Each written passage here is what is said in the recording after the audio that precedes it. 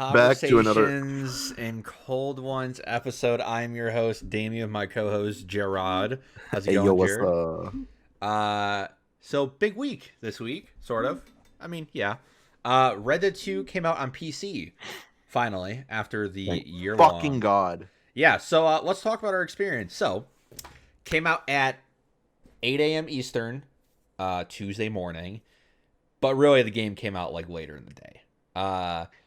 So I woke up at 5:30 my time. I'm Mountain time slash Arizona time. Jared's in Eastern time. So For any of you people who don't understand, that means he's central. He has to say it like a fancy asshole. no, Arizona is Mountain time. It's Central Time. It's not the same thing. Yes, it is. If No, you it's look not. on a thing, Arizona is Nope. part of Central Time. Then there's the Midwest time. We're Then Mountain there's time. Eastern. We're Mountain time. Sorry. Okay. So I woke up at 5:30. Jared woke up at 7:30. Well, actually, woke up at like 8:30. Yeah, I set my alarm incorrectly on accident. So I downloaded the game obviously before a few weeks earlier. I as soon as 8:30 or 8 o'clock hit, I decrypted it. I did the small little update, and I would load the game and it would crash maybe 5 seconds later. Great Mm-hmm. experience, fucking great experience. I then sat there for 3 hours looking up different ways to fix it, and nothing worked. So I went back to bed. Jared's issue was different. Um, his wouldn't allow him to your decryption process. It would just stop, right? Yep, it would go. So the first time it went 5 GB and then stopped, and I kept retrying. Nothing would happen. So I closed I closed the launcher, reopened it, and it shaved off about 4 GB of the time I had to do. Second time it went 10 GB, shaved off about 8 GB. Once I restarted it, froze again. Then I went in and it went about 11, and then it didn't take any off. It just remained at like 90, 56 GB. And then I kept doing it. It'd go about a gigabyte or two in, sometimes three, sometimes four. It would stop. I'd reset it, still at 90. And I literally sat there for probably a half hour trying over and over and over again. And it wasn't And Jared's it wouldn't internet work. because the decryption process was based on hardware. Yep. So I went to bed at 9 o'clock my time because I was like, you know what, fuck it. I'm going to go get 3 hours of sleep real quick and be fine. Because at that point, I fell asleep at 2, so I only had 3.5 hours of sleep. I usually work with about 6. So went to sleep. I got up and there was an update for the Rockstar launcher, but I still couldn't get into the game. It would load and then it would crash 5 seconds later. Sorry. Jared's after that 3 hours finally finished the install, but it was saying No. So for about a half hour, I tried to get the decryption to work. I finally gave up, uninstalled the game, and reinstalled it. Oh, that's right. Starting at a little bit after 9 a.m. Eastern. I'd say probably like 9:05, between 9:15, somewhere in that range. I started to reinstall it. Okay. I would install, it would get 2 GB in, which took about 5 to 10 minutes for 2 GB. And then not every time. It was like, sometimes it was like 2 minutes. Sometimes it was weird, but it'd get 2 GB roughly in. Then the time it would take, it would just drop. So it would say, like, I think it was roughly holding at 7 MB is what it was downloading at. And it would just slowly drop. It'd go 7, 6, 5, 4, 3, 2, 1, less than 1, and then 0. And then nothing would happen. I'd retry. I'd try to get download again. Nothing. I'd close the launcher, reopen it. It would do another 2 GB. So that is what I had to do to get to download. Every 2 GB for 112 GB of game, I had to sit there and restart it every 5 to 10 minutes. So a little bit after 9 a.m. is when I started. I didn't finish until almost 5. I think it was like 5 minutes before 5 o'clock. So I did the math. It was I can't remember if it was like a little 8 hours, 7. I don't know. It was way too long. It was far too long. But I sat there for a very, very long time. I literally started a YouTube video that was 2 hours long. And I left. Like I started the video, left, went and got lunch, came back, kept doing stuff, and I kept pausing the video to restart the upload, and it ended up taking that 2 hour long video, ended up taking almost 4 hours because of stopping. And it was a whole process. Like, it was crazy. Finally got it though, and then well, Damien got back on. He got it working, like the game started working, and I still had I think 20 gigabytes when he got back on. Yeah, so I previously earlier in the day I made an exception in my AVG to stop it from doing anything to my games folder, and my Red Dead would still not work. Mm-hmm. So when I got on, my Red Dead wasn't working still. So people were saying either reinstall the game, which I already did, or do the exception thing again. So I did the exception thing again, and it worked. I got into the game I was playing. Then Jared finally got past the shotgun shell part at the beginning, but it was saying you had to verify the game code. Yeah, Yeah. verified that I own the game. It was like verify your account. So mind you, after sitting for like 8-ish hours, we'll say, of downloading, and then this shit happened, I was in tears. Like I was like just sitting here like groaning, so upset. And Damon's like, hold on, just hold on, we'll get this. There's And bless his heart, Damien's yeah. amazing. Like there's some things where I get so frustrated I can't think, and he's like, hold on, but I'll walk you through this. The best friend I could ever ask for, and he helped me get I did the AVG thing, still didn't work. And I then had you to go signed into my out, yeah. launcher. Yeah, I had to delete my account off my Rockstar account off of my computer, then re-sign in, and then it worked. And then I cried real man tears that my game was finally ready. And then I started the fucking game at like 5:30 in the afternoon after being up since 8:30 a.m. for this game. Yeah, and the game's been fucking great. Oh, it's been amazing. Let I me cannot stop just playing let it. me just point this out, Rockstar. You need to hire me as a Rockstar expert because I Mhm. fix shit. Unlike you people who just email me back a day later. Like, Oh yeah, go ahead. for any of you guys who have played the mission, or I'm sorry, played the game, played Red Dead, about the time where you start saving John is when I got an email back for the issue that started at 9 a.m. where they're like, "Oh, we see that you're having issues starting your game," and I'm like, "Yeah, like it's a little too late for that." Update But your then drivers. Fuck and you. they emailed me again today, and they're like, "We see that you haven't responded to our previous email," and I just said I fixed it, but you didn't help me. I did it on my own, and they're like, "Glad that your game's working now. If you ever need our help again, please feel free to email us." And I'm like, I will say, I think including this time emailing Rockstar support, I've done it about 4 times, maybe 5 times in the past, and only 2 of those times have they genuinely helped me. Yeah. Um, one time, or actually, I think only one time. The other time they tried to help me, but whatever they did just wasn't working. So going to GTA for a quick second, I had a car in one of my garages. It was when it first came out, the classic. What's the Lamborghini called in that game? Oh, the Gallardo. No, not the garage. Oh, The one duh. that was in the GTA 4. You remember? Pegasi. Yeah, the Pegasi. Fuck me. Whatever it was called, it was Pegasi something, and it was like the classic version of the car that was in GTA 4, the Lamborghini looking one. It was a beautiful car. I loved it. I lost it. Don't know where it went. I think it was because I sold a garage I wasn't supposed to, but they're supposed to like go in this backup area, whatever. I emailed Rockstar about it because I loved that car. Obviously virtual, I know, get over it. And they're like, yeah, we'll do this and this to get it back. We'll give you the car. You can do this. Well, I restarted the game, did everything they said, and it wasn't coming back, but they just stopped emailing me back. So like they did help me, but it didn't work. So that's like a half win. But recently with I bought GTA for PC. One of our friends who hasn't been on the podcast, I don't think. Has No. Carpenter on the podcast? Nope. No. He's never gonna be on the Uh podcast. okay. He does this role play type server for GTA 5, and Damien and I have been considering doing it, possibly recording it, whatever. So I bought GTA for PC. I've been trying to get it to work, and I didn't realize it, but they took away the character transfer from Xbox to PC. It used to be a thing. It's all over the internet, everywhere, articles, videos, everything. They took it out of the game, and I can't do it. So they compensated me with 20 million in-game dollars in my rank, which is nice. But I don't have any of the properties, any of the cars, any of the literal like billions of in-game dollars I've made in the past playing that game because I played a ton of it. Damien hasn't, not as much as I have. So like Well, to put it in was perspective, when I stopped playing GTA, I was level 100. Jared's over 300. no, I was 299 exactly. I'm so mad. But yeah, so that's like so Rockstar support. I would say it's fair to say 1 in every 5 times Rockstar support is helpful. They didn't do shit for that. Like if they helped other people with this Red Dead Redemption launch, good for them. For us, it was basically nothing. The only thing that came out of Rockstar support with this Red Dead launch was us laughing at some fucking asshole who was sucking the dick of Rockstar on Twitter. Oh my god, yeah. That was so toxic. It's not even funny.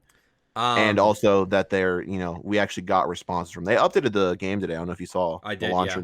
yeah. They tweeted, and I don't know what it did because that one mission still broke for me. But yeah, no, like 1 out of every 5 times is Rockstar actually do The good. only support, like, I feel like I have confidence in, like, getting something solved is Microsoft.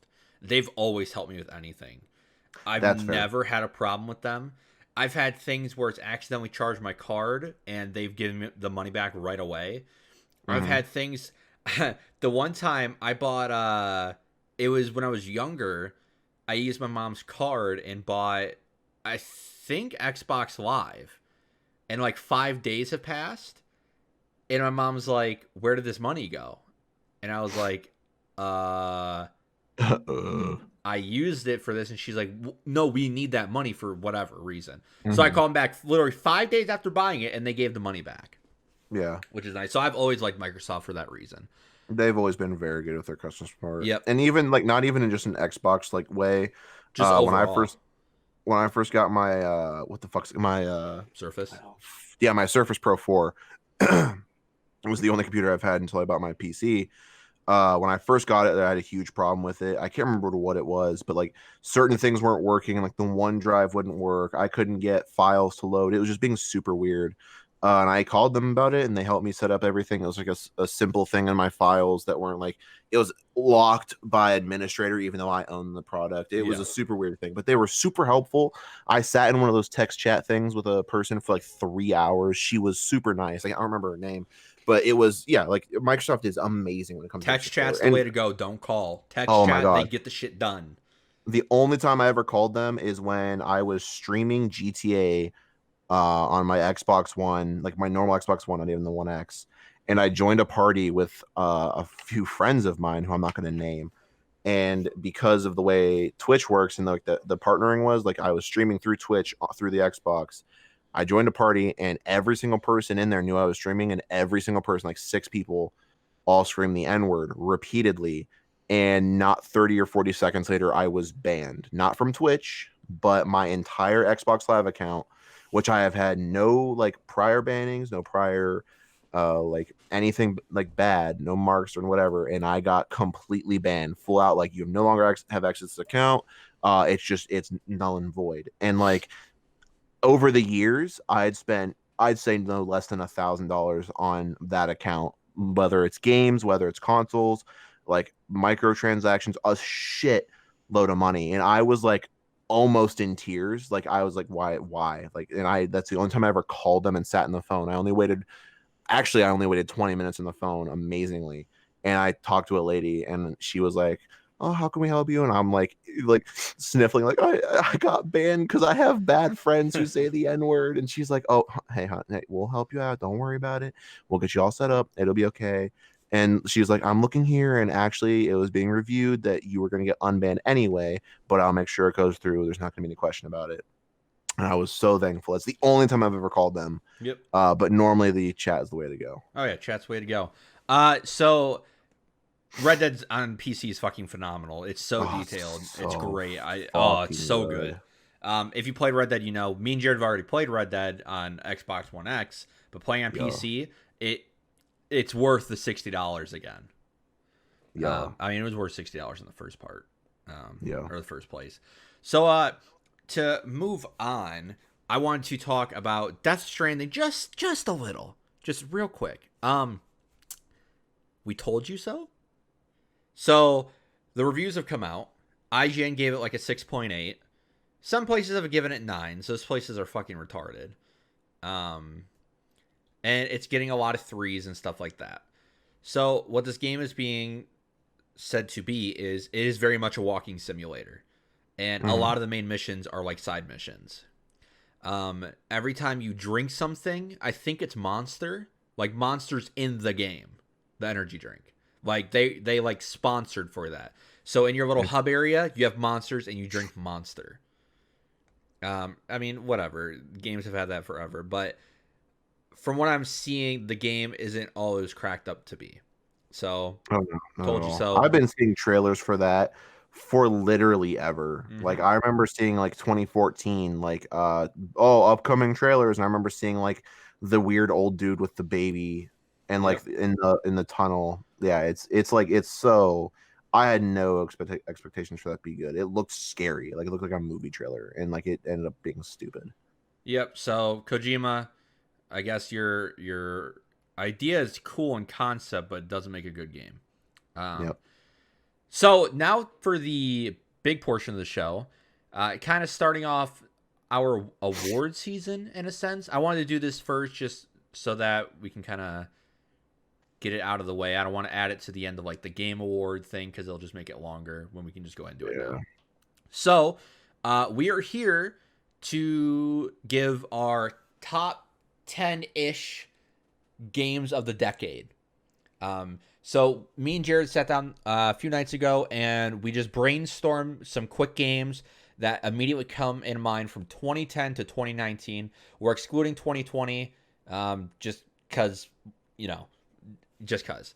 So here are some of the games we came up with. It's a list of 31. Out of these 31 games, we cut it down to 10 that we think we both will remember the most, and then we'll kind of go down our lists. Our lists are different, and we'll kind of talk about why we think they're on that list.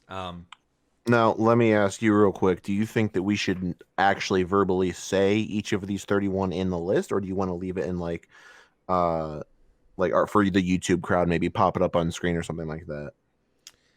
I can say it real quick.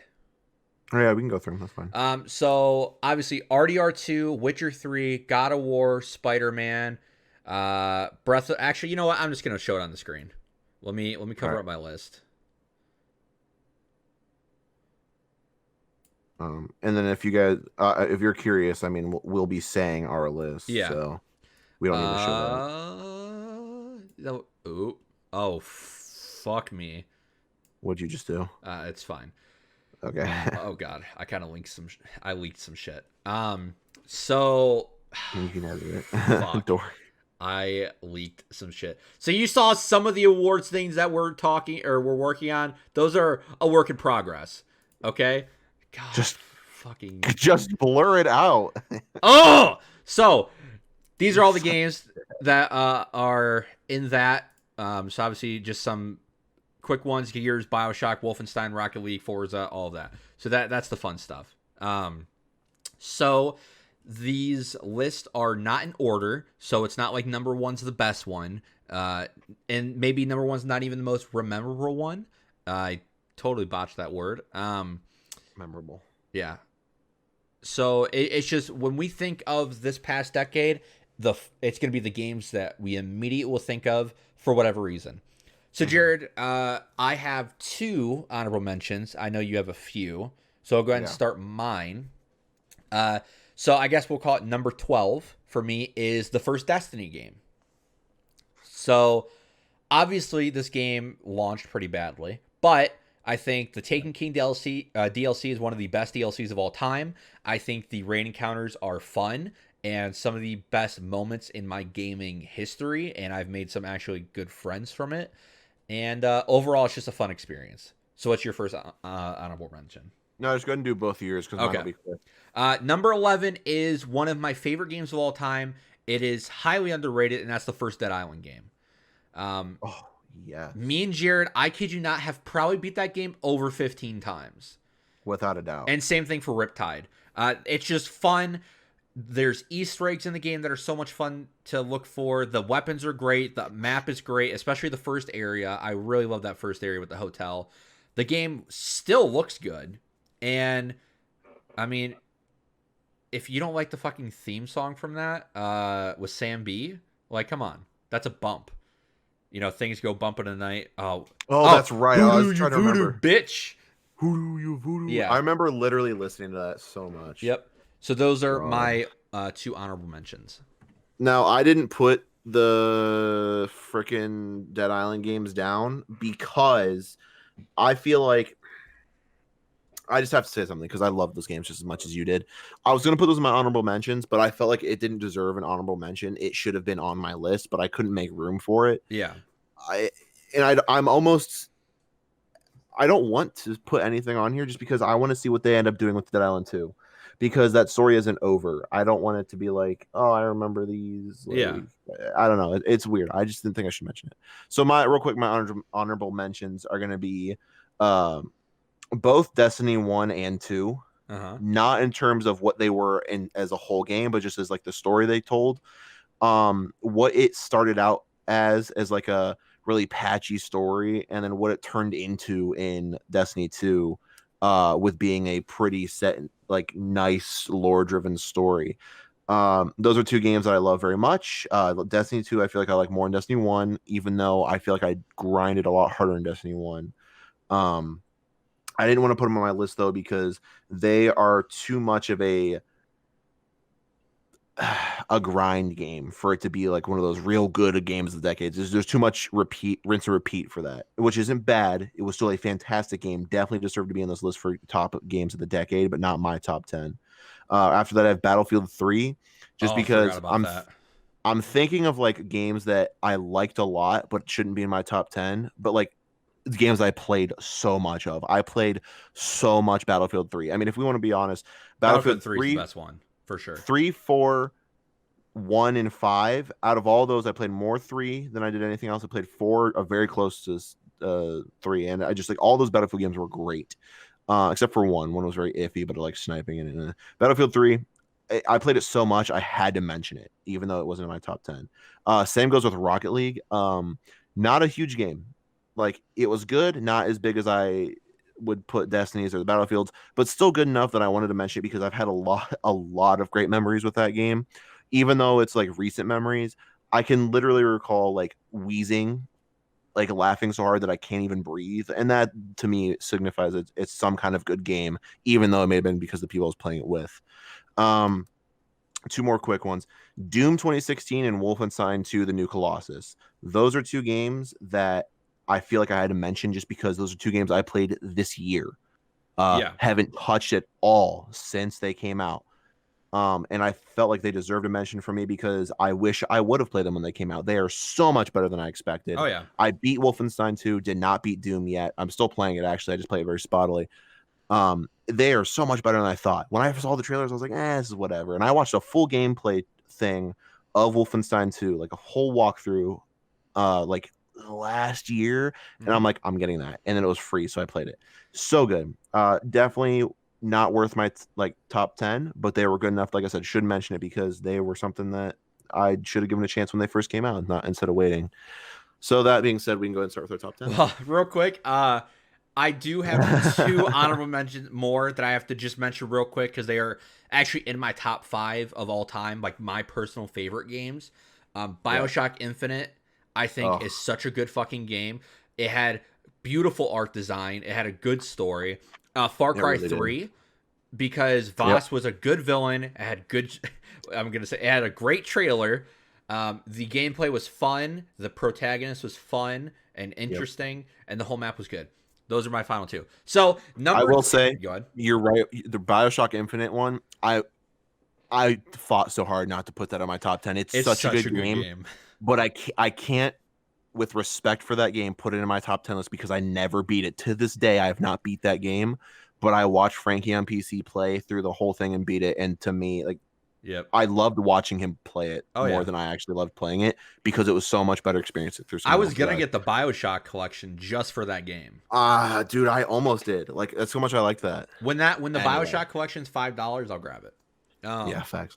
Go ahead. Go So ahead. number 10 for me. So remember, this list, it's not the best games. It's just what we think people are going to remember and what we're going to remember for this decade. Number 10 for Yeah, me is Dying Light. Also made by the people who made the first two Dead Islands, Techland. that's right. Dying Light. Dying Light. So the base game is cool in the sense because it has parkour, but I Mm. think the area kind of is lackluster. Where this game shines was the following DLC. They added cars that you can upgrade and put gas in and all of that. They added more weapons. The area Mm. was phenomenal. Like, I wouldn't know. the following DLC is you could make an argument the best DLC of this generation. There is a strong argument for it. They overhauled a lot of things. I think the nighttime aspect and how different the game feels at night was great. The game is genuinely scary because of things that happen. And I have personally a lot of memories playing co op in this game, Hmm. and just how fun that was. Especially, quick story, just quick little thing. I was playing with me and another friend that will not be named. And it was nighttime, and those creature things that run fast were in there. So I had an unsilenced pistol, and me and the two other friends were in a building. Well, I shot. The one friend turned around and said, "Why'd you shoot?" And then one of those things hopped through the window and started attacking him. Me and the other friend ran into the bathroom laughing our asses off, while 2 to 3 more came in and killed him. So, Dying Light, number 10 for me as one of those memorable games. It's probably the best zombie game of this generation. I gotta say, I would have put that game on my list too because it was very, very fun. I liked that game a lot, but I remember very clearly that you and those other friends were gonna, play through with me because I had no idea what I was doing. It was a very new game to me. And you guys were help me with the playthrough, and then you stopped right before the ending of the game, and also never played the DLC that you said was so great with me because I No, really me and wanted Cody to. played the following with you. I don't think we beat it, but Oh we did yeah, play. we did play a little bit of it, didn't we? Because it was like an open area, like a Yeah. farm. Yep. There's Yeah, no, fields you're and right. everything. Yeah. I remember that. We have to get back into that because I really liked that, and we never beat it. Yep. Great game. Bastard. Anywho, my number 10. This one was what I was debating on switching out with Destiny for my honorable mentions. It was GTA 5. Yep. GTA 5 is my number 10 because, like I said, they're not in any specific order, but this one kind of is being at the bottom. Everything else is out of order. GTA 5 was good because I loved the story. Oh my God. For the 2 weeks that it first came out, where you couldn't do anything else but the story because the online was so broken at release, so good. Oh my God. So good. That story was amazing. I remember like thinking, oh, the online's not gonna be out for a month. I'll just get all these side missions, like the collectibles. And I did a lot of them, and then online came out. So I was like, whatever, fuck it. But the story was so good. I loved playing as all three characters and going through and doing all their side missions, like finding the littlest stupid missions with each of them. And I specifically liked not killing any of them at the end. And this game's been out long enough that fuck you. There's spoilers here. If you haven't played it, sucks. You have 3 separate endings. Michael dies, Trevor dies, or nobody dies. And I picked the nobody dies. I've actually I played killed through the Trevor. game. I played through the game 3 times, 2 times for sure, and I think the third time I'm like almost at the end. But each time I have chosen to keep them all alive just because I have no desire to kill Michael or Trevor because Trevor is hilarious. Everyone says they hate Trevor, and I get it. Like I totally get it, but I love his. Like I personally love him. Couldn't do that. Michael, I couldn't kill because he does have that family, and I didn't want to. And since Franklin wasn't an option to kill, I'm like, well then fuck it, let's keep them all alive. Death Wish, baby. And it's great. Story mode amazing. The online, even though Damien hates it with a passion, and I also completely get that, like I totally get it. I do love the online. There are so many fantastic memories. Just a few just like flash right in front of my eyes as I'm thinking about it. And that's why I love the online. It's been out for so long. I was playing it with our friend who passed away, before he passed away, obviously. That's how long this game's been out. And it's so good. I remember doing so many amazing things with all my friends in that game, even people who I was only friends with for like a year or so. Like there were so many fun things I did in that game, and it was so good. The online, as broken as it is, and as much as it is so much of a grind to get anything fun, it was still good enough in the terms of being able to do such amazing and fun, stupid bullshit with my friends. Mm-hmm. Like I remember when the freaking the flight school DLC first came out, and how we Yeah. each went into the game modes to fly the new planes, and oh my God, we were giddy little girls about it. I remember when the flying bikes came out, and we did the mission over and over again just to fly the bikes until we had enough to buy them. I remember when the first ever DLC, the Beach Bum DLC, came out, and we each got the stupid little tiny The car. buggy thing. The bug, what is it? It was something weird, and how we each made them look stupid. I remember mine was like pink and yellow or pink and blue to start, and we all drove them out into the beach and drove in circles. We're like, oh my god, it's beach time! And then Christmas happened like a month later, and there's snow everywhere. No one gave a shit.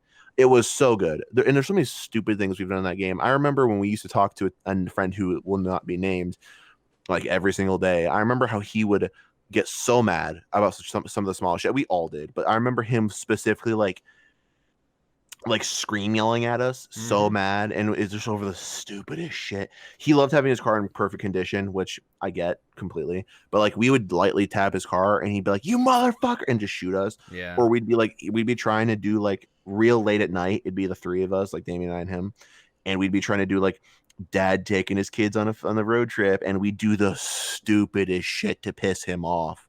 It was great because he was always the dad and we were always the brothers, and the some of the fucking bullshit. I remember shooting out the window. It was like, "Fuck you, whore! Don't flip off my dad." And he's like, "Where did you get a gun, you little cocksucker?" Yeah. So much fun shit. Yep. That game, amazing for the online. I get why people don't like it, but the memories I have in that game make up for it. Mm-hmm. Go ahead and do your number 9. So number 9 for me is Fallout 4.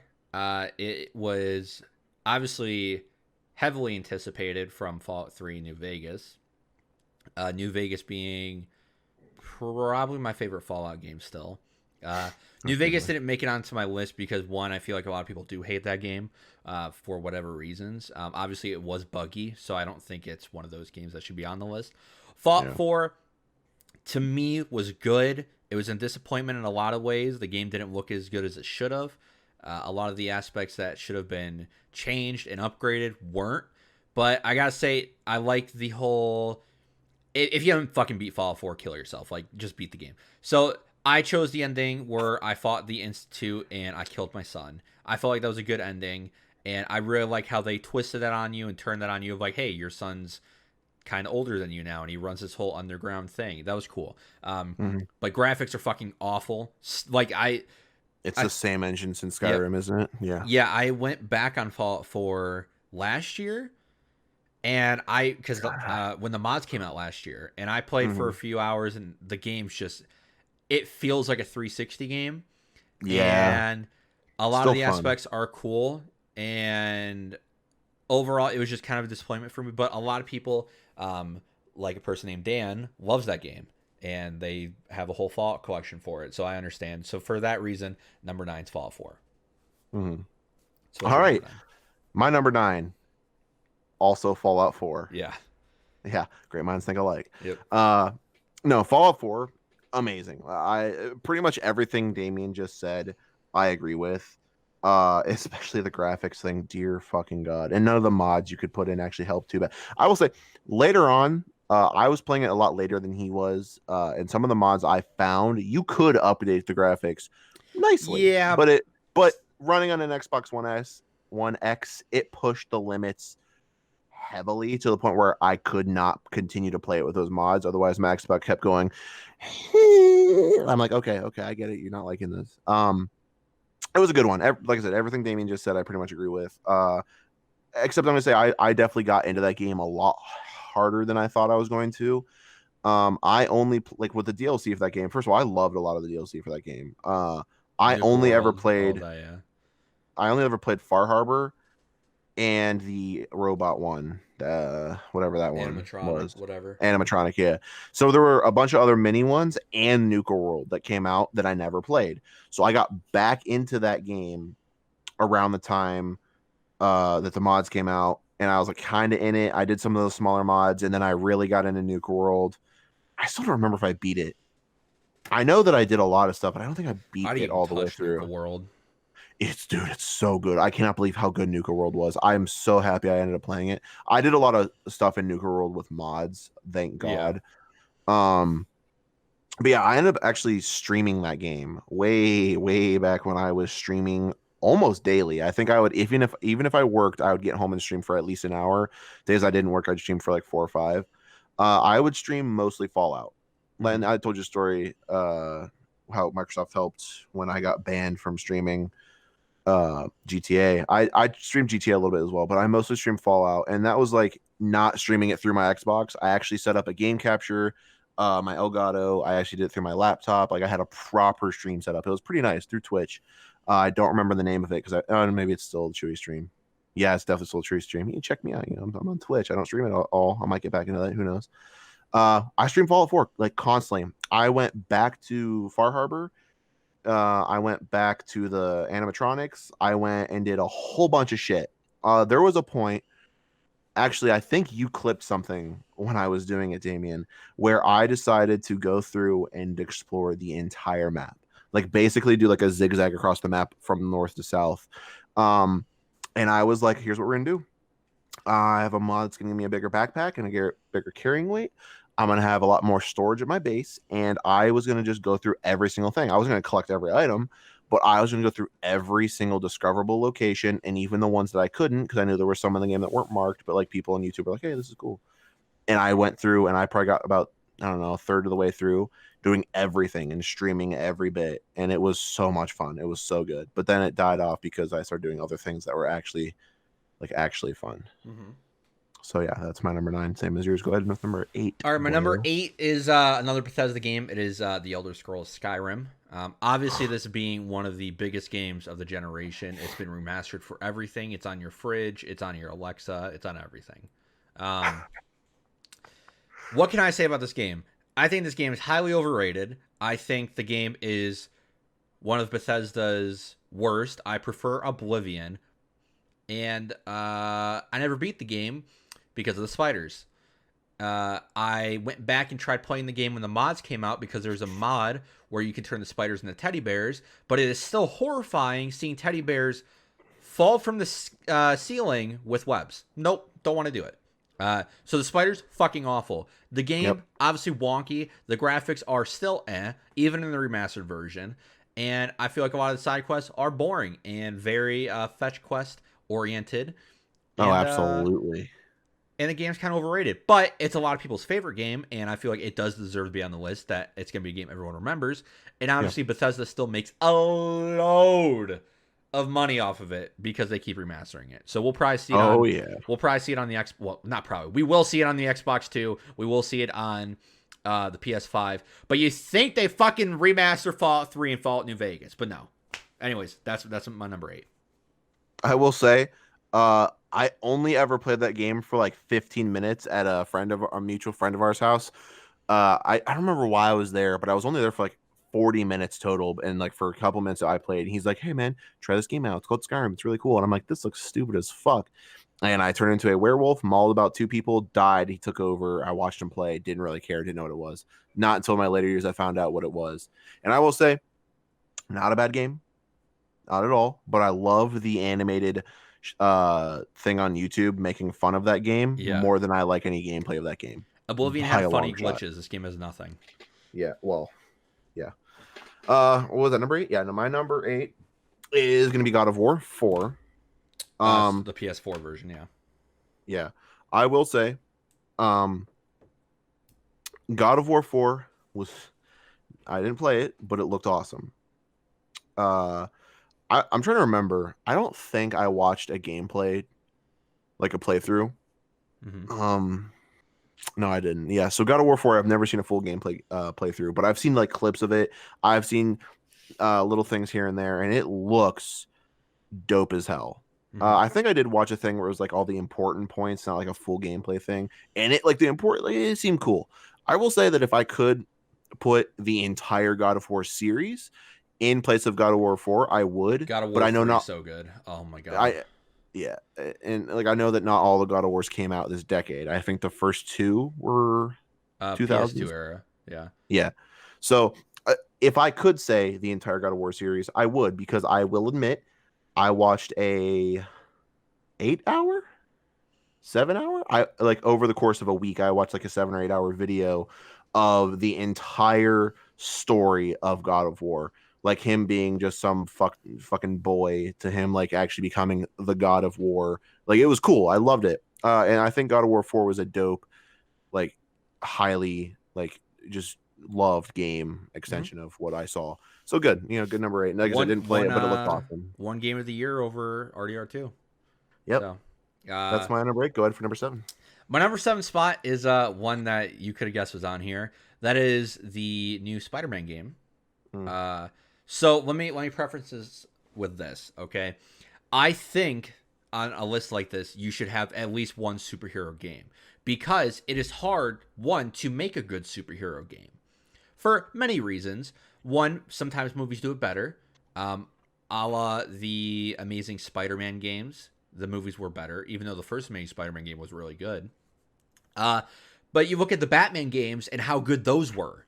And Mm-hmm. the stories that told were really good. And so that set a high bar. And for Spider Man to be the first game, and I'm guessing the trilogy that they're probably going to do, and just nails it. The story is great. The web swing is great. The character's great. Everything about it is just great. This was my game of the year for a while until RDR2 came out last year. For a while. And even then, Jared will remember I gave a little fight about that game being better than RDR2 in many ways. Mm-hmm. So I think for me to not put this on the list would be kind of hypocritical of me. Blasphemy. Yeah, for me personally, just because of how highly I talk about it. I Yep. think this is the best superhero game of the decade. I think story wise, in a linear story, it's one of the best of the decade. Not as good as God of War, but I think I had more fun playing this than God of War. So my number 7 is Spider-Man. Cool beans, my guy. My number 7 is going to be Gears 5. Mm. Okay. Now, I'm going to say something similar I said with Destiny 1 and 2. If I could compare, if I could put together Gears 4 and Gears 5 and mash them together for the story, I would absolutely do that, because the story told after the events of Gears of War with like Gears 1 through 3, the story from that happens in Gears 4 and Gears 5, I love it. All put together, amazing. But I will say that I would picking between those two games, Gears 5 is above Gears 4 because Gears 5 gave me the feeling I felt when I played Gears of War 2 for the first time. Yeah. Now, Gears of War 2 is the first Gears I played. I played Gears of War 2 all the way through. I played Gears of War 1, and I played like 3/4 of Gears of War 3, and then I think I watched the ending of it just because I didn't feel like I didn't want to finish playing it. I know you can make noise all you want. I know Gears 3 was a great game. I just never finished, and I regret that. So, Gears of War 5 felt like a really good step in the right direction. Now, I'm not saying Gears 4 wasn't, but a lot of people didn't think Gears 4 was that great. Don't know why. Uh, I gotta admit that Gears 5 had me really, really, really skeptical at first because I loved the story, but the multiplayer, and I've never been a fan of the Gears multiplayer, but what they did with the what's it called? The Horde mode, Mm-hmm. right? Gears 5 Horde mode, at first I was so mad. I was so disappointed because what they did with in Gears 4 with the Horde mode, I loved. I loved that I could pick a class, I could run any character for that class, and I could level that class up really high, and I could just make it super cool and OP. Like I saw all kinds of builds people did. I loved that. I didn't know this, but at the end of Gears 4 era, they changed it. Whatever. Gears 5, they had a whole new build. I hated it. I was so mad. I was like, why do I have to play as a certain character to play a certain class? So pissed because I love playing as Carmine, even though there was in Gears 4, I love playing as the Carmine brothers. I gave it a chance. I ended up playing as Jack, or is it Jack Yeah, Jack. still? Yeah. I ended up playing as Jack. First of all, I love support. Did not know I was going to love not shooting. Love that. Completely love it. So I ended up falling in love with the Horde mode. And it started to grow on me the new way they have it set, because I found out that it isn't like just level 10 like it was in Gears 4. Supposedly you can go higher and unlock more stuff. Whatever, it's cool. Gears 5 is a lot better than I thought it was going to be. It surpassed a few of my expectations in ways I didn't know. I will say the only thing I have not played is that escape game mode. I really, really wanted to try it, and Damien played that without me, just like he did the Destiny 2 first raid. So that being said, Damien, go ahead and with number 6. Number 6 for me is Call of Duty Black Ops 2. Sorry, I just had something in my throat. So obviously, I think it's still the best Call of Duty. This game has a way bigger impact than I think most people realize. This Yeah. is the game that really put YouTube on the map for a lot of reasons. You had the rise and fall of Woody's gamer tag. You had Keemstar, who now runs Drama Alert, T Martin, Pro Syndicate, Noah J, Nade Shot, Scumpy. The competitive scene really took off for this and pushed a new wave of esports for the 360 age and stuff like that. And obviously Halo was doing that too, but Call of Duty was more popular than Halo. So it really pushed the esports scene further. And the game was fun. The DLCs were great. And just for the whole COD community, I think we can all agree Black Ops 2 is probably the best one. You can talk about Modern Warfare 2, but Modern Warfare 2 is heavily unbalanced and I think is very overrated. But Black Ops 2, great game. The influence it had on just YouTube alone, I think, makes it on this list. But the game overall was great. The zombies was fantastic. Oh, Transit's kind of an map, but you had my favorite zombies map of all time. I actually can't remember the name of it though. Alcatraz. Blood of the Dead or Mob of the Dead. Shit, Mob of the Dead. Yeah, Mob of the Dead is my favorite. You had the Johnny Cash song. You had the Thompson. I will say, you're right. That was one of the best. Not my favorite ever, but one of the best zombie map. I'm sorry to interrupt. We need to make a Call of Duty Zombies map list, rating all of them. Oh, that's fine. Because there's a lot. Hey, I'm sorry. No, I know it's an idea. I know it's an idea in the middle of the show. You guys are going to see how our brains work. We need to do that because there's enough lists, enough maps that we could do that. And let's be honest here, Mob of the Dead, the Blundergat, the roof training, going to the bridge, like you said, the Johnny Cash song, so good. Fuck, now I'm remembering things about that game I forgot. Please continue. Holy shit. You had Mob of the Dead. You had Buried, which was a fun map because you could just go to the bank and set up. You had the big guy. You had Die Rise. Which was a terrible fucking zombies map. You could fall off the map anytime and die. I tried replaying that map and died instantly by not jumping on beds, I guess. And you had Origins, which Origins is a lot of people's favorite map. And I think one of the coolest maps ever made. You had the giant 3 fucking robots, and you had the staffs as wonder weapons. The Easter egg was cool. You had the Red Baron in the map. You had so many cool ideas. That map's really fucking good. So Black Ops 2 The only thing is if you don't have a good team, you can't get to the end with the stabs. I always got super far with people, but unless it was you, me, and 2 really smart people, we never made it. Yeah. So Black Ops 2 is my number 6. What's yours, Jared? I just want to say before I say my number 6, I wasn't gonna put Black Ops 2 in mine just because Call of Duty to me has always been an overrated game, series, all of them, all overrated. But when he said Black Ops 2, for some reason I immediately remembered all of the times we sat in Nuketown and fucked around for hours at night, doing the dumbest shit.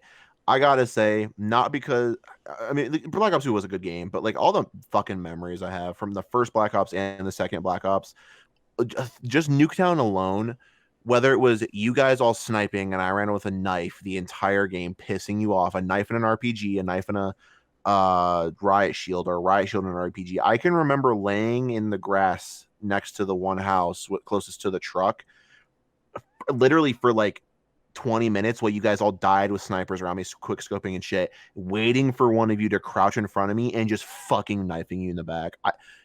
So good. I don't know if it was 1 or 2, but I just remember doing it so much. And I hate saying this, but Call of Duty has always been good for memories I have with my friends of fucking around in custom games. Other than that, story modes are all right. I think they're overrated. And I know it's an unpopular opinion because sometimes I hate myself because I say they're good, but overrated. I didn't put it on my list for that reason, but you brought up a good point. It just so many things about that game was good. Anyway, number 6, Metro series. I didn't want to pick a specific game because I think they all came out this decade, right? Sure. Didn't the first one came out in 2010?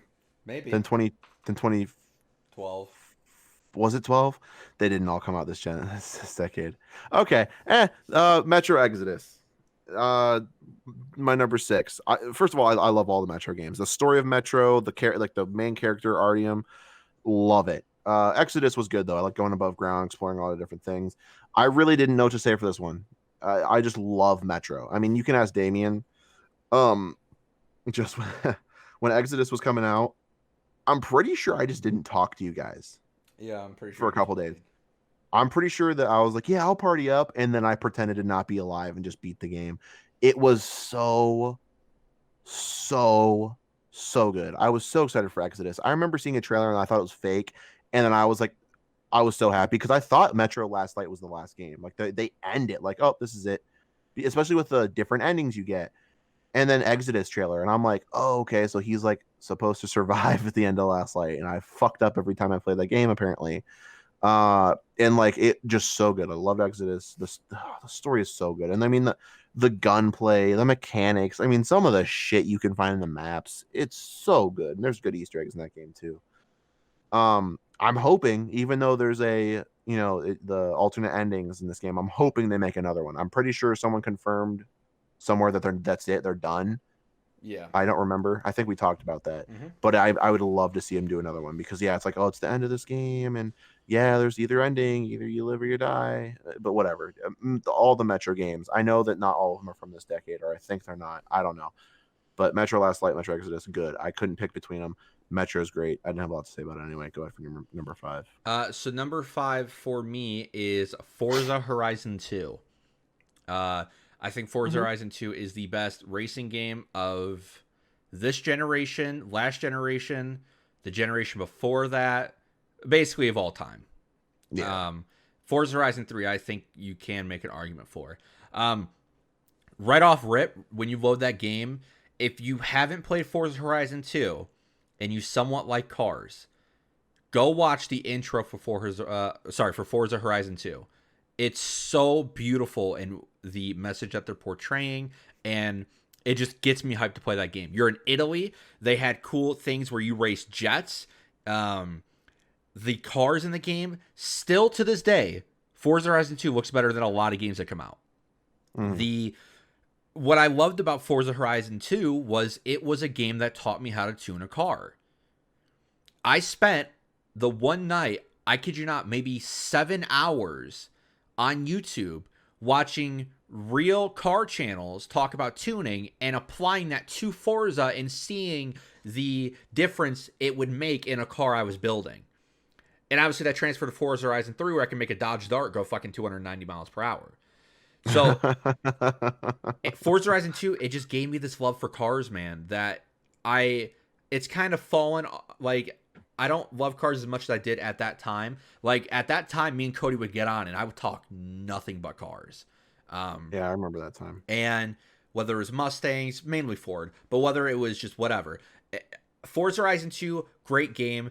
All the cars feel different. And I don't know if you know this, but a lot of drivers use the Forza Horizon games to, a lot of stunt drivers and stuff like that, to learn what they have to do in like a movie or something like that, because the controls and feeling of the car are realistic. So Forza Horizon 2, great fucking game. So that's my number 5. I will say I always regretted not getting into those games. You've always told me I should, and I think for Forza Horizon 3, because didn't 4 come out last year? Yeah.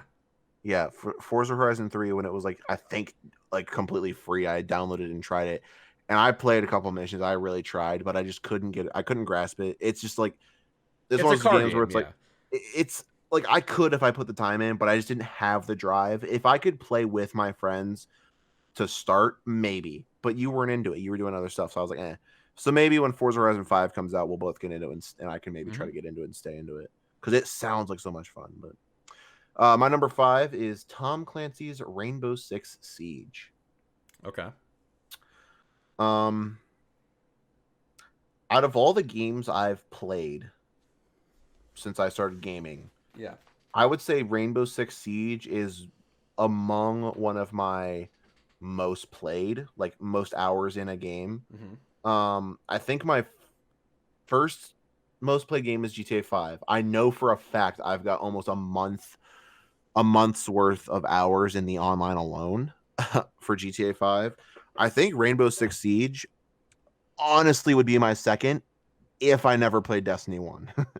Destiny 1, Destiny 2, and Rainbow Six Siege are all probably very close. I'd say probably around probably around 2 weeks worth of hours, if I had to guess, in that range.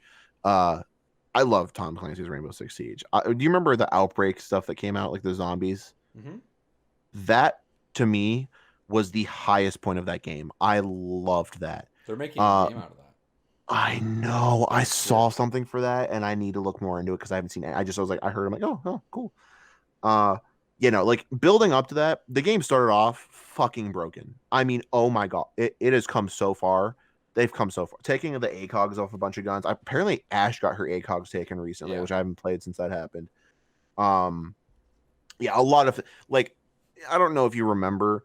There was way back when it first came out. There's like a glitch to where the defenders could come outside without triggering the thing where they could like people know where they were, and they could just fucking team kill. There was so much shit with that game, and it's gotten better, but it was. I don't even know what to say. Like it's a good game. I feel like they'll never hit perfection because people are always going to complain. But I loved playing that game. Mm-hmm. I first of all, uh, Montaigne, no, Montaigne. Montaigne, yeah, Mountain, Montaigne. and Tachanka, right there. If you had what are your two characters? What's your go-to defender? What's your go-to attacker? Montaigne and Tachanka. If someone took Tachanka, I knew that there was no way anyone was a Tachanka main. I was a genuine Tachanka main. Um, it didn't happen very often, but there have been times in the past. Ask Damien, he's been there where he's like, him and I are the last two alive, and he's like, "Oh my god, all five of them are still alive. We're gonna lose," and he'll get a kill, and it's like, "What are we gonna do?" And I'm just like, and I get all four of them in like one little fucking quick motion. I mean, it's the craziest shit. You remember when I got a two-piece firing one bullet through a window? Yeah. As him. Yeah, no, the craziest shit. I love that game. Like that's Tachanka is the one thing I remember about that game and smile. Everything else I'm like, it happened. But You smile. dude, I gotta be honest, I almost bought that game again. Rainbow Yeah. Six Siege is one of the only games that I can go, fuck man, I hated that shit for so many reasons. And I'm like, but I'll pay for it again. I mean, fuck, I'm gonna just play a little bit too much Tachanka. But Mm. if I talk more about this, I'm gonna get stuck on a tangent. Please go ahead and with your number 4. So to speed up our list because we're approaching an hour. Your number 4. Number 4 for me is God of War. Jared already kind of talked about it. What I will say is I actually played the game. The game is Eat very a dick. Wow. the game is repetitive in a lot of ways. Throwing the fucking axe and holding triangle and you just feel it come back to you like fucking Thor and Mjolnir. Oh, it was so good. And then I remember, so I've watched all the God of Wars. I didn't play 1 through 3 or Ascension or whatever it was called, but I watched them. I actually really do like the series. The one PlayStation series I'll give credit for besides Spider-Man. So it when you get his fucking blades of Sparta and you use them in the game, it was so good. The story is really good. And the fact that you find out his son is Loki at the end was amazing. Good twist. And obviously there's the secret ending where Thor shows up at your house, and Thor's obviously going to be the main antagonist for the next game. But great story.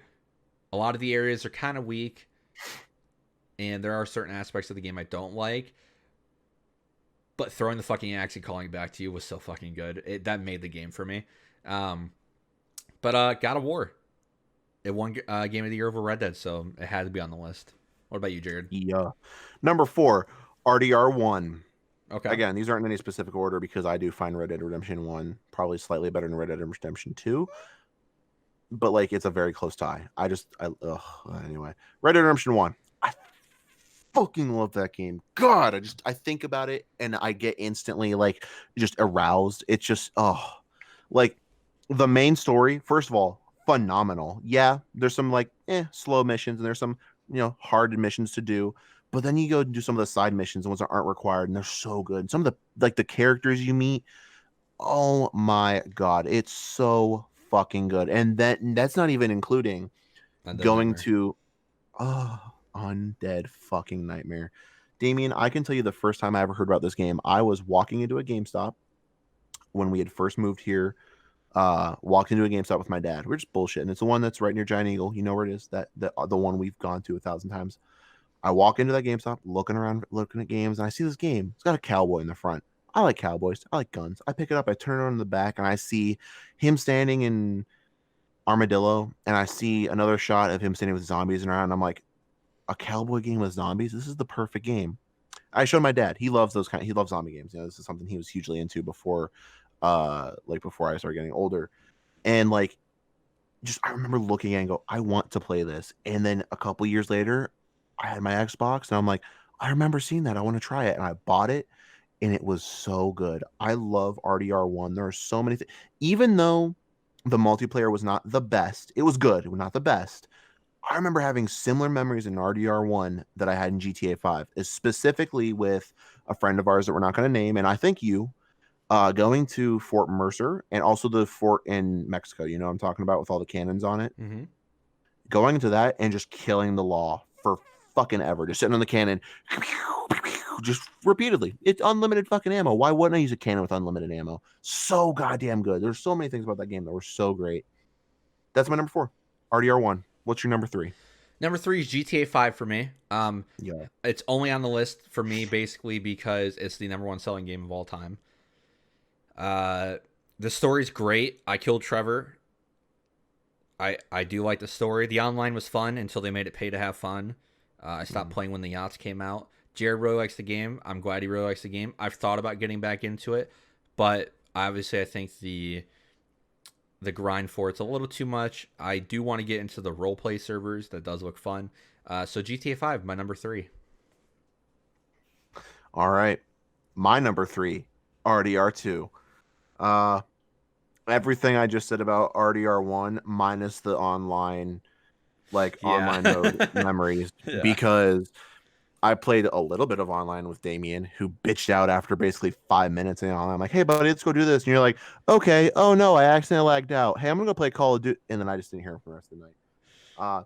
He's kind of a bitch. This friend, actually, I'm not going to name who he is. He's kind of a fucking bitch, though, because he didn't play much of the online with me. He enjoys the story, though. Good for him. No, RDR2, it was much needed. I feel like it came at a time where games were like in a slope. I think we talked about this before we did the podcast. Like Well, EA gaming was came like, out and said single player games weren't important. And yeah, then Red Dead's like, fucking hold my beer. yeah, exactly. Hold my Red Dead holster. 2 did a lot. It made what made Red Dead Redemption 1 amazing better. It improved in a lot of things. I will say some things I'm like, kind of don't like it, but at this point I don't even remember what those things were because it's grown on me. It's so fucking good. And even though I didn't have the online memories from RDR1, I did play with another friend of ours, and we both of us love the game. And unfortunately, he's still on Xbox. I'm on PC, so we don't get to play it anymore. But if we could still play it, I'm sure we would, because the online, it's an improvement from what the first game's online was. Aside from the first one's online had the gang hideouts that were there. You just have to go away, come back, and you could do them, and they were a lot of fun. Red Dead 2's, you can't see them on the map. You have to find them randomly. It's a little bit harder. Like, that was my favorite part of the first one, but it's still a lot of fun. Being able to hunt animals in the online and sell shit, and that they've improved a bunch of stuff since I've played. And Damien and I are hopefully going to get into that once we beat the story. It's so good. I mean, who doesn't love RDR2? It is so good. But that's my number 3. I can't keep talking about it because you know how obsessed we are with it right now. Yeah. Go ahead with your number 2. Number 2 for me is RDR2. Hey, I will say, as we're currently playing it, there is one thing that is annoying me with the game, and that's how long it takes to get certain places. and not being able to walk in your camp, you fucking Yeah, pleb. That's all I hear you bitch yeah, about. they need to let you sprint in the camp. I will say No, this: they a don't. lot of the missions do require you to travel far, and sometimes, and it's not all missions. I'm okay with traveling a decent thing for certain reasons. There are some missions in the game where you have to travel far, and it's like, man, I really don't want to travel that far. Like, I just don't. Like, real quick, there I was riding my horse, and I have high honor. Okay, I'll just start it off there. My first playthrough, I had no honor, basically. This one, I'm kind of going for a good person. I was near Emerald Ranch, and this woman's horse fell on her, and she was like, hey, can you take me back home? And I went, sure. And she's like, okay, my house is in Valentine. I immediately got off my horse, pulled out 2 volcanic pistols, and gunned her down. because I did not want to ride all the way back to Valentine. Now you're saying, why didn't you just leave her alone and just ride away? Fuck you. I'm going to kill her. How dare she ask me that? The game's fucking great though. It looks so good. But RDR2, great story. I think even though it takes like longer to get to places, I'd rather have that than it be super short. Yeah. And people have been saying, "Oh, the game's too long." No. It's not long enough.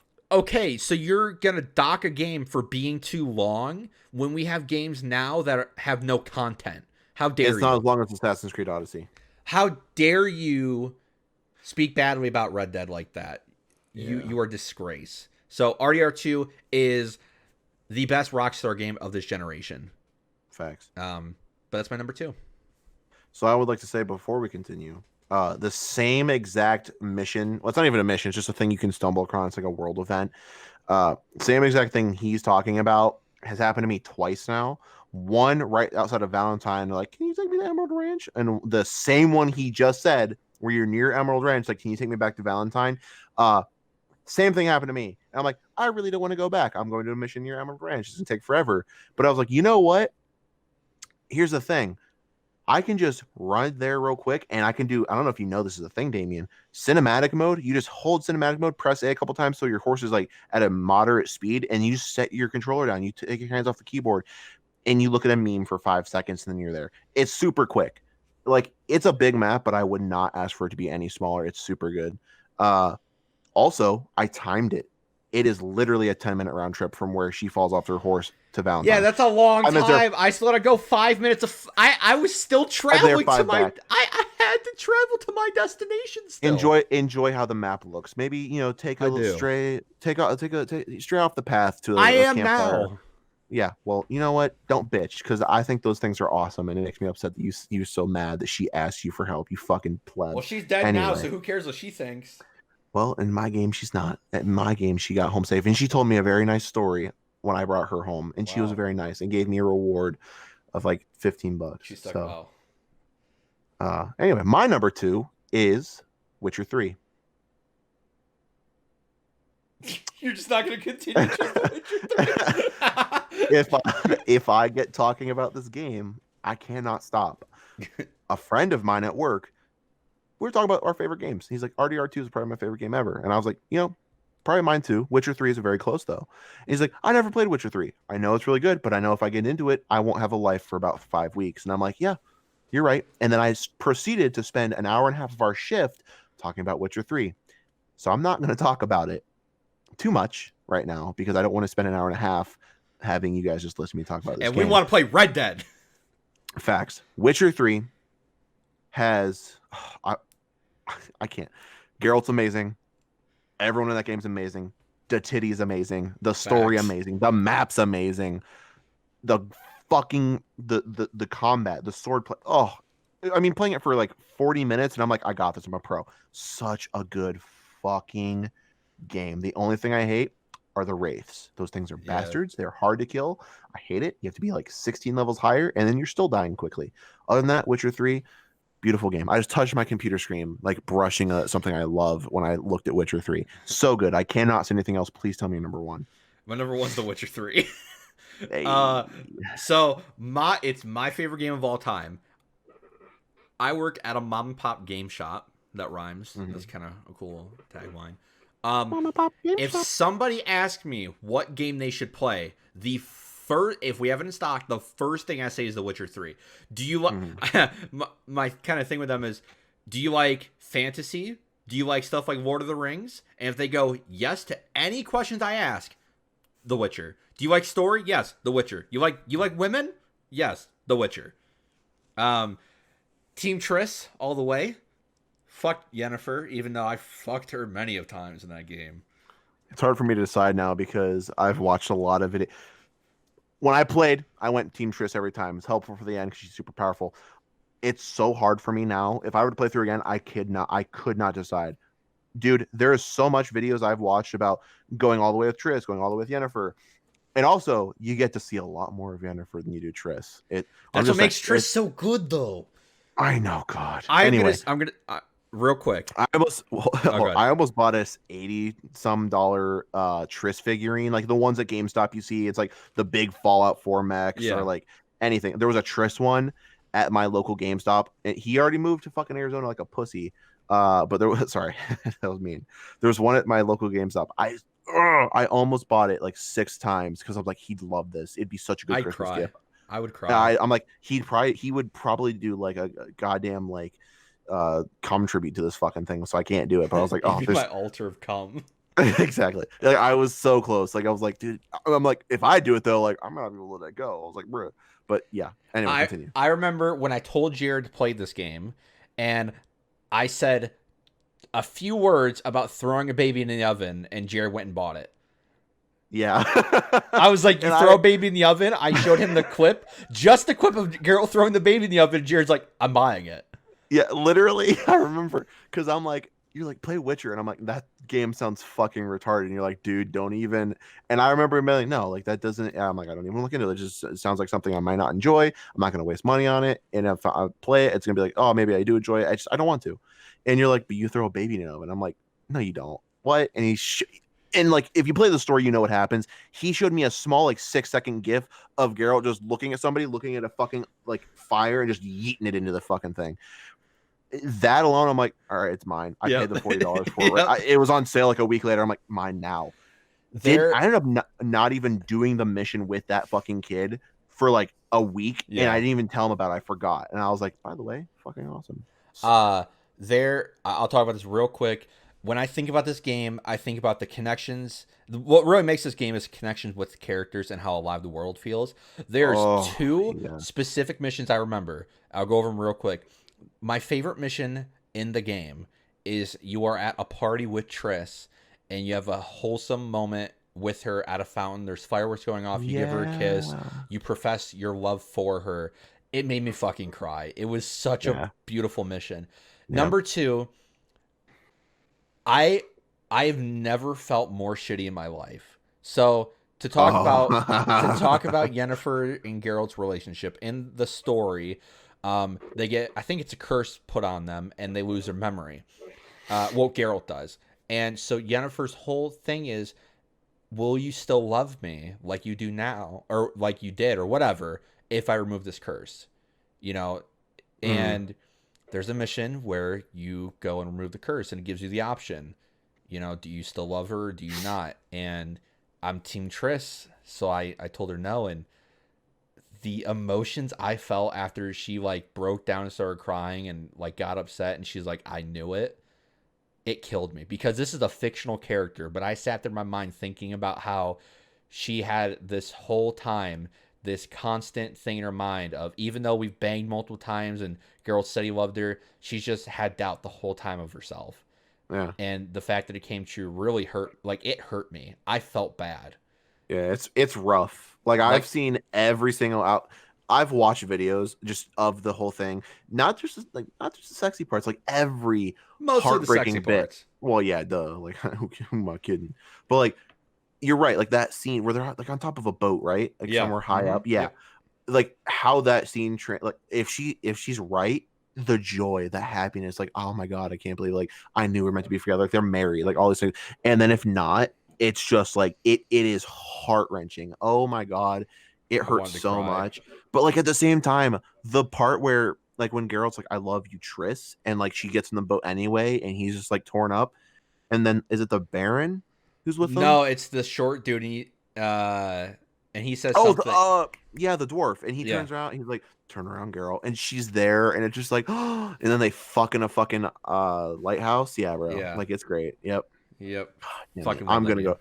I'm probably I'm gonna end up I'm buying replaying that that game. game. When As Steam soon puts as it it's on on sale for $11, sale, I don't yep, care. It's in my library. It's yep, mine. it's so good. So go over The quickly, replay Jared. value for that game, Incredible. unbelievable. Yeah, Um, Witcher 3, I think, is the best game of all time for me personally. So one of Jared, I would say my number what's one, real quick. yeah, you're number one. My number one on here was Halo Reach. Oh fuck. So I would like to start by saying I played a fuckload of games on PlayStation 2, Wii, the original Xbox. No. Yeah, the Halo 2 was on the Xbox. So these were all games I've like. I played some weird Star Trek games. I played the Star Wars Battlefront games. I played, Wii Sports, who didn't, Wii Bowling, all that shit. And I played Halo 2 all when I was so young that I barely remember it. I still recall some games like Force Awakens from the Wii. I still recall the Battlefront games from PlayStation 2.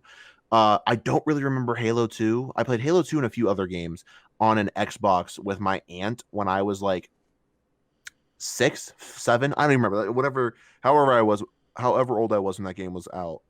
Um, and it was funny because it was my cousin was borrowing an Xbox from her friend who lived nearby, and it was like they were borrowing it for a sleepover, and the sleepover had ended, and I was just hanging out with my aunt for that day. She was watching me while everyone else was out, and she's like, "You ever played video game?" And I'm like, "Nah, bruh." And we played Halo. Super weird. I drove a warthog and a ghost. That's all I remember. And she like killed me with a banshee and a sniper multiple times because she was an adult and I didn't know what I was doing.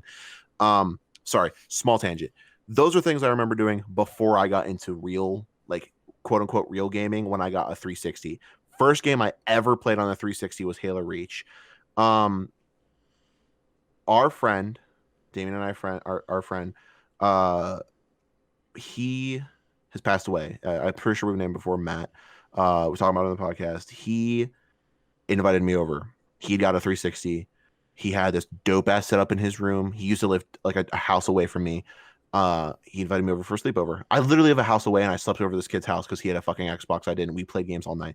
First game I ever played was Halo Reach, and we played on the mission New Alexandria. When you're New Alexandria, when you're in the Falcons the whole time, going around building the building. And like thinking back, these memories I have, this game was the best quality game I've ever seen. The graphics were superb. The gameplay was amazing. The Spartans looked amazing that we played with. It was the best time I ever had. Later that night, we ended up playing Modern Warfare 2, my first ever Call of Duty. And we played the co-op, the split screen. He fucking killed me because I didn't know what I was doing. Slowly, I learned. But Halo Reach is the first game I ever played that is like my recent history, my recent gaming history, because I remember playing a bunch of shit on my PlayStation 2 and my Wii, but like Xbox 360 is my first game. Like I used my birthday money that I'd saved up by a 360 and Halo Reach, and that's it. And then like I feel like maybe later that year I got other games like Modern Warfare 2, Modern Warfare 3, all that shit, whatever. But Halo Reach, it's and like that is one little reason that I love this game so much. The entire story. I have played the Halo Reach story more times than I can count. Same thing goes for Halo 3, but that's unfortunately not this decade. Like I played the Halo Reach story so many times I can't remember. I've played it with so many people I can't remember. I know I've done it with Damien. I've done it with a bunch of our friends we're not going to name. I've done it obviously did it with Matt before he had passed away. I did it with people that Damien doesn't even know. I did it with people who I didn't even know. It was just like, hey, you want to play the campaign with us? And I'm like, I'm sure. The fucking multiplayer, not the best multiplayer we've ever had in a Halo game, but at the time, it was. Like Halo 3 was very close, like comparing Halos, but Halo Reach was so good. I remember playing Big Team Battle on the map with the broken ass ship, the Autumn map, and I remember just constantly flying a Banshee back and forth, shooting shit until I blow up, getting in the tank. Oh my god. Like I'm like getting goosebumps thinking about it. Like the Gauze Oh. Forge compared to Halo Reach Forge, compared to Halo 5 Forge, Halo Reach Forge is garbage. But at the time, it was the best thing that ever happened. It was a huge improvement from Halo 3's Forge, the only other game that had Forge. I remember spending time, my first time in Forge was with Matt, and he made two really shitty towers that he called the Twin Towers. And this is going to get real dark, so just bear with me. He put a bunch of like tanks on top, and he put some stuff in the middle, and he said, okay, one person gets in a Banshee and has to blow up the Twin Towers. The other person sits in the tank and tries to stop them. And I got to be honest with you, we played that shit for hours. It was the best thing I've ever done. And I didn't know it, but where we were was only the Forge Canyon. I didn't know just how big that map was. As years went on, we built so many amazing things. Damien, I don't even know if you've built anything with me in Forge, but Halo Reaches Forge, amazing. The Forge World, best map in any Halo game I've ever played. So good. Now comes custom games. And I know you've done the custom games with me, buddy. Mm-hmm. There is so much. I don't even remember. There's so many things I've done. The Duck Hunt, Juggernaut, Zombies. There's so many things I've done in the custom games and Halo Reach. Now that I think about it, I had said earlier that like Rainbow Six Siege is probably one of my most played games. I've probably played more Halo Reach custom games than I have played the Rainbow Six Siege. Than I've played probably anything except for GTA. GTA is probably the one thing I've played more. Halo Reach is definitely number two. The more I think about it, all the custom games, all the oh my god, the firefight. I know we've done that. Everything. There's no way that I haven't put more hours in Halo Reach than anything else, other than GTA. Halo Reach is just not only for memory reasons, but like because I would sit down right now. If you said, "Hey, we weren't recording the podcast tonight. We're just playing Halo Reach," I'd have been like, "Okay." I would not argue that. It like I run out of words. I run out of ways to explain how much I love that game. But Halo Reach is and always will be my favorite game of all time. Like no comparison. Like Witcher, RDR2, great games. They are always going to be runner ups. Number two, number three spot. Nothing will pass Halo Reach. Halo Infinite, even if it's the best game I've ever played, Halo Reach still gets to hold that number one title because that is the first game I ever played. Played with my best friends. There's nothing that can change that. Even if that game ages horribly, it will remain at the top. It's one of those games like you get people who are I don't want to say really old, but people who like first played Tetris, people who first played like the Mario games, and like those games will always be the best to me. I don't care how many times they make new ones. I don't care how much more great shit they come out with. That's how I feel about Halo Reach. Number one all the way. It always will be. I don't care how many more decades I give lists like this. Halo Reach will always be my favorite. Thank God it came out in 2010 so I could put it in this list. I am done now. I can't talk more. I won't stop. Yes, we are done. So there's our game of the decade. So make sure to leave a like, please subscribe, and we'll see you on next week's episode. Thank you for listening. This has been the Conversation Colons podcast. See ya. And that's another episode for us, guys. Thank you for listening. Please make sure to comment, subscribe, follow, like, whatever. If you're on SoundCloud, it's follow, like. If you're on Spotify, you just add to your playlist, like, follow, whatever. iTunes, please leave us a review. And on YouTube, please like, comment, and share, and then subscribe to my channel, eventually Jared's channel when that comes out. And if you guys want to follow us on social media, our Twitter handles will be linked in the description. All right, guys. Thank you for listening.